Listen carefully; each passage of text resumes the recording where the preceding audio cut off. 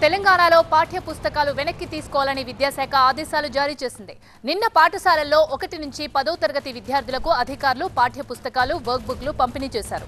అయితే తెలుగు పుస్తకాల్లో విద్యాశాఖ ముందు మాట మార్చకుండా ముద్రించడం గందరగోళానికి దారితీసింది. ముందు మాటలో మాజీ సీఎం కేసీఆర్, మాజీ విద్యాశాఖ మంత్రి సబితా ఇంద్రారెడ్డి పేరు మార్చకుండానే ప్రింట్ వేశారు. ఇది వివాదాస్పదం కావడంతో తెలంగాణ వ్యాప్తంగా పుస్తకాల పంపిణీ నిలిపివేశారు. ఇప్పటివరకు పంపిణీ చేసిన బుక్స్ లో తెలుగు పుస్తకాలను వెనక్కి తీసుకోవాలని డీఈఓలకు ఆదేశాలు జారీ చేశారు. దాంతో విద్యార్థులకు పంపిణీ చేసిన తెలుగు పుస్తకాలను టీచర్లు వెనక్కి తీసుకుంటున్నారు. ఇదే అంశానికి సంబంధించి మరింత సమాచారాన్ని మా ప్రతినిధి నరేష్ అందిస్తారు. నరేష్, ఏవైతే రిటర్న్ తీసుకున్నారో బుక్స్ అవి మళ్ళీ ఎప్పుడు ఇచ్చే అవకాశం ఉందంటారు?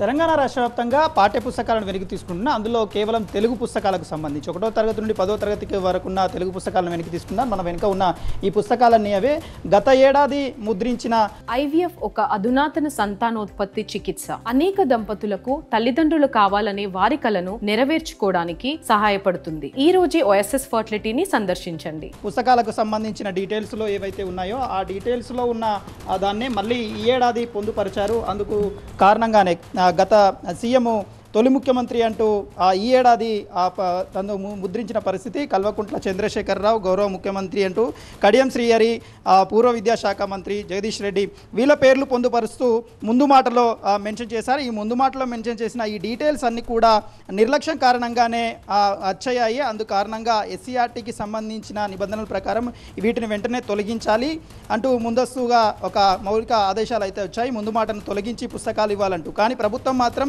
సీరియస్గానే స్పందించింది. ఈ ముందు మాటకు సంబంధించిన పేజీ ఏదైతే ఉందో ఆ పేజీని తొలగించి పూర్తిగా మళ్ళీ కొత్త పుస్తకాలను ఇవ్వాలంటూ కూడా సూచించింది. 1వ తరగతి నుండి 10వ తరగతి వరకు ఉన్న పుస్తకాలన్నింటిలోనూ ఇలాగే ముద్రణయ్యాయి. గతంలో ఉన్న మాజీ ముఖ్యమంత్రి పేరిటనే పూర్తిగా అచ్చైన పరిస్థితి.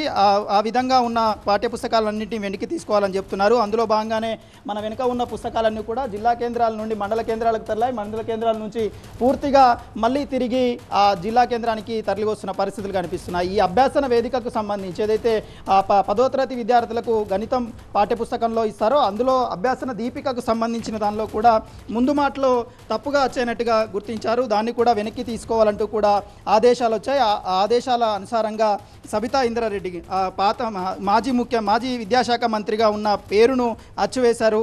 ఆ గతంలో ఉన్న కార్యదర్శుల పేర్లు కూడా ఇందులో మెన్షన్ చేశారు. కాబట్టి వాటన్నిటినీ తప్పిదంగా గుర్తించి ఎన్సీఆర్టీకి సంబంధించిన నిబంధనల ప్రకారం గతంలో ఉన్న పేర్లనే ఈ ప్రాతిపదికన ముద్రించిన నేపథ్యంలో వాటన్నిటిని వెనక్కి తీసుకోవాలని ఆదేశాలు వచ్చాయి. ఆ నేపథ్యంలోనే మండలాలకు తరలిన గ్రామీణ ప్రాంతాలకు వెళ్ళిన పుస్తకాలను మొత్తం తిరిగి వెనక్కి తీసుకుంటున్నారు. అయితే ఈ పాఠ్య పుస్తకాలు జూన్ 15 లోపు మళ్ళీ తిరిగి ముందు మాటను మార్చి ఈ ఏడాది ఏదైతే అచ్చయ్యాయో దానికి సంబంధించిన ముఖ్యమంత్రి రేవంత్ రెడ్డి పేరుతో పాటుగా పాఠ్యపుస్తకాలకు సంబంధించి ఎస్సీఆర్టీకి సంబంధించిన కార్యదర్శులు, విద్యాశాఖ కార్యదర్శి దేవసేన వాళ్ళ పేర్లతో అచ్చువేసి మళ్ళీ తిరిగి పంపిణీ చేయాలంటే ఆదేశాలు వచ్చాయి. కానీ 3 రోజుల్లోనే పూర్తి స్థాయిలో ప్రింటింగ్ అయ్యి మళ్ళీ తిరిగి జిల్లా కేంద్రాలకు, మండల కేంద్రాలకు, రాష్ట్రం నుండి జిల్లా కేంద్రాలకు, మండల కేంద్రాలకు తరలి అక్కడి నుంచి పాఠశాలలకు చేరేందుకు అవకాశం అయితే లేని నేపథ్యం కనిపిస్తుంది. 10-15 రోజులు టైం పట్టే అవకాశం ఉన్నట్టుగా కనిపిస్తుంది.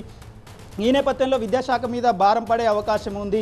సమయం కూడా ఎక్కువగా అయ్యే అవకాశాలు ఉన్నాయంటూ విద్యార్థుల తల్లిదండ్రులు అయితే అసహనం వ్యక్తం చేస్తున్నారు. పాఠ్యపుస్తకాలను వెనక్కి తీసుకోవడం ఏంటని కూడా ప్రశ్నిస్తున్న పరిస్థితులు కనిపిస్తున్నాయి. కానీ ప్రభుత్వం ఇచ్చిన ఆదేశాల నేపథ్యంలో పాఠ్యపుస్తకాలను అయితే తిరిగి ఉపాధ్యాయులు వెనక్కి తీసుకొని మళ్ళీ ఎంఈఓలు, డిఈఓలకు చేరుస్తున్న పరిస్థితులు కనిపిస్తున్నాయి. ఇది రాష్ట్ర వ్యాప్తంగా జరుగుతున్న ప్రణాళికగా అయితే కనిపిస్తుంది. తెలుగు పాఠ్యపుస్తకాలనే ఈ తప్పులైతే కనిపించాయి. ఆ ఎన్సీఆర్టీకి సంబంధించిన నిర్లక్ష్యం కారణంగానే జరిగిందంటూ విద్యాశాఖ అయితే చెప్పుకుంటూ వస్తుంది. Right, thank you Naresh.